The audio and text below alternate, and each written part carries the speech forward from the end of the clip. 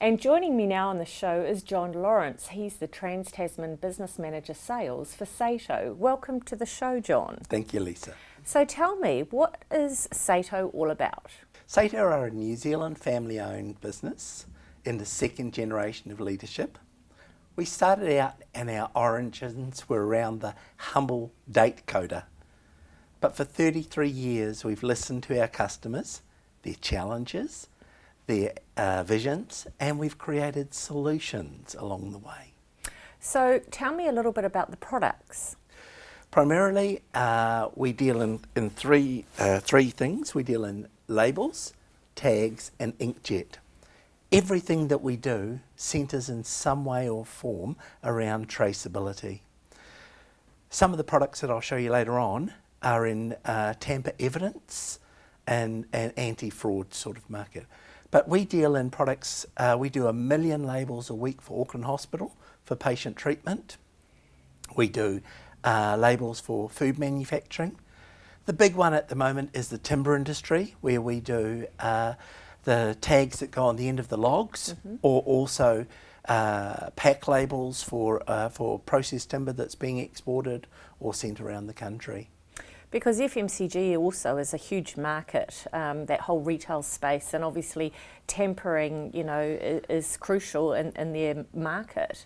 I recently went to a apiculture conference, and honey is a very key item, and there's an RFID tag underneath the label on the honey. So when you pass by the sentry, it goes off if it's not paid for. Wow, okay. Saito don't deal in the highly decorative labels.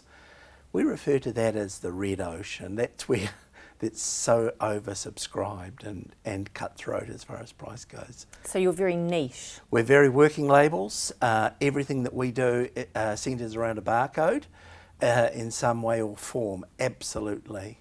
So we're the blue collar label. So in terms of, you know, the whole hospital industry, you know, that's quite interesting in itself, because patients are in and out of hospital all the time.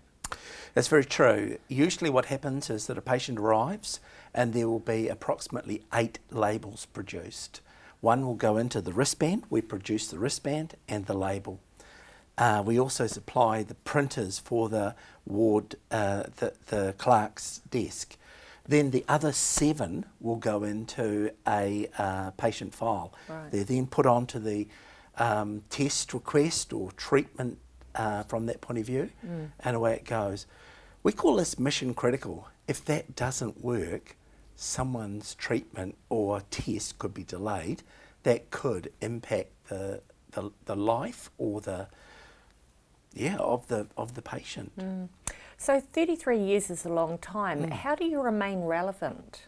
The company is very forward thinking in everything that it does. Our founding director is now a mentor to the business and is very engaged in research and travelling to trade shows and things like that. So we are watching what's going on globally, and then listening to our clients in New Zealand, and then seeing if we can deliver the solutions. So how many customers would you say you have in New Zealand? Because it must be quite vast. We do. We've probably got about 2,500 in New Zealand, but our customers go from Madagascar, off the coast of Africa, all across Asia Pacific. A lot of work with the Papua New Guinea. And then we've got an office in Australia that covers Australia. Wow, so you, what do you export, or is it just offices, satellites sort of set up? At the moment, it's distribution in Australia and what we term value add. So they would personalise, put barcodes onto things or stuff like that. We are looking to expand to potentially produce in Australia. From that point of view, and there's so much potential, it's not funny. So when we talk about tags, I mean, that could be a very loose term, I suppose, but you know, obviously there's a lot involved in that whole tagging process. So if we talk about labels, have an adhesive back, tags don't. So tags can have a string on them, like the heavy one that goes on your bag at the airport, priority one. and that can be a cotton one or an elastic one. We did all the Commonwealth Games ones for Australia that were over there. Then the next one is a loop around tag that goes around a plant or something at a nursery. Oh, yeah. It comes back on itself.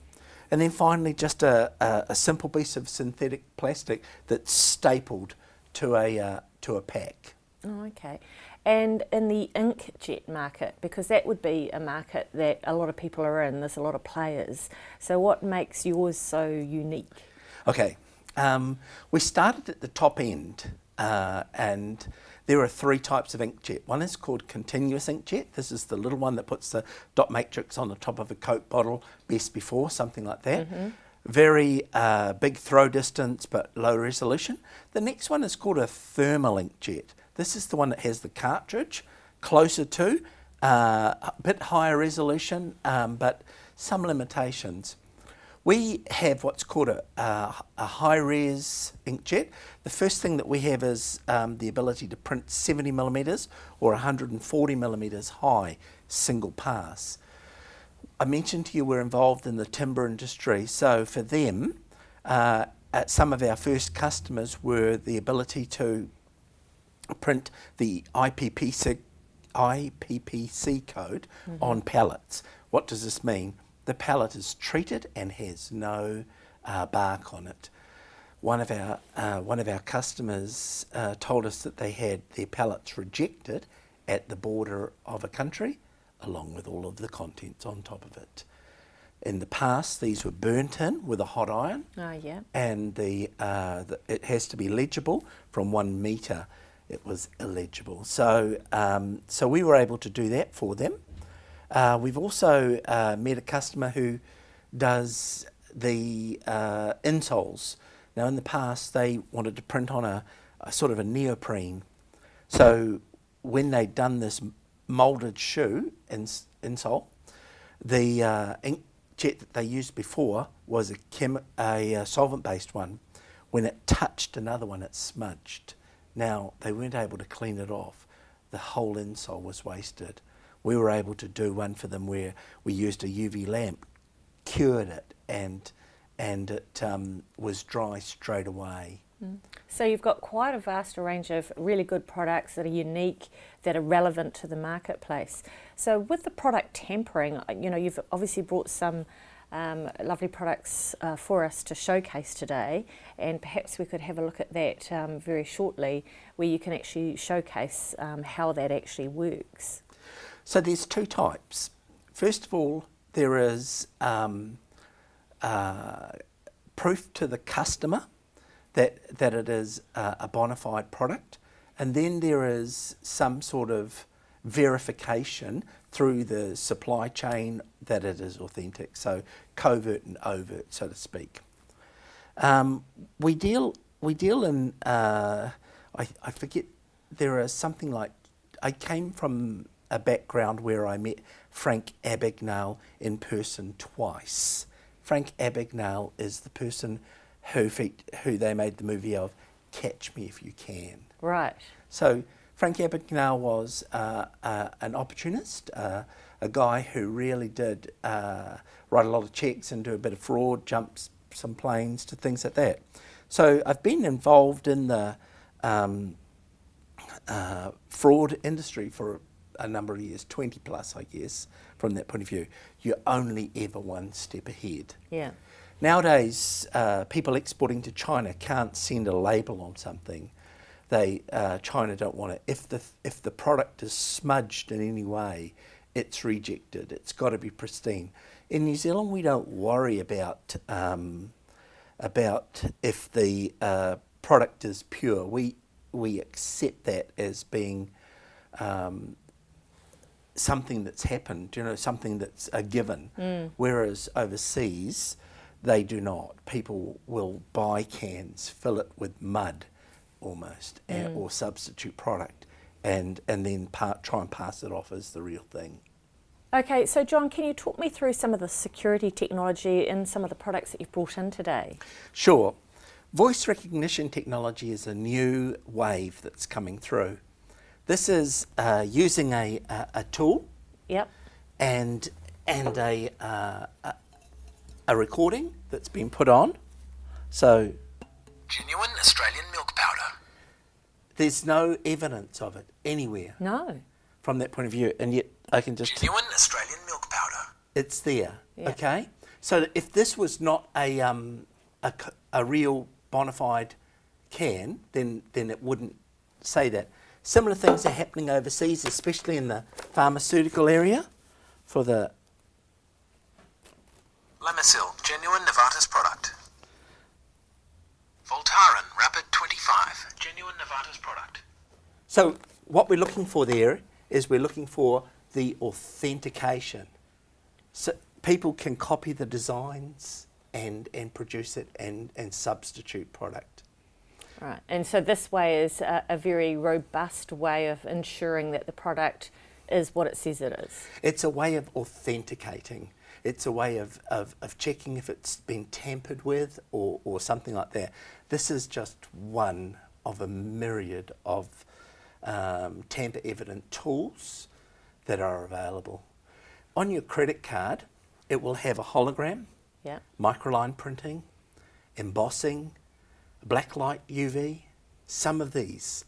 This is just one of the tools within the supply chain that's being used to authenticate genuine products and really protect the brand. And of course, obviously this sort of technology is improving all the time. Totally. And that is why, you know, you're obviously overseas, or your founders overseas, looking at new methods, new ways to innovate on a regular basis. And help our customers, absolutely. So John, with regards to the voice recognition technology that you've got available, are you the only ones in New Zealand doing this? This is our agency, and we're bringing this to market at the moment. This is actually the first time it's been shown. Wow, okay, So first time on television.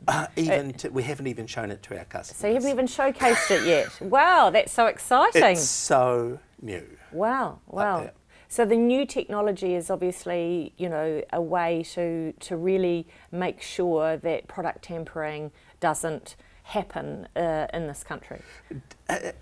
More for our exporters Yeah. that are sending things to places like China or the East, that they can be assured that the supply chain is secure, no one's going to insert something, or that the end product can be verified. So it's a credible way.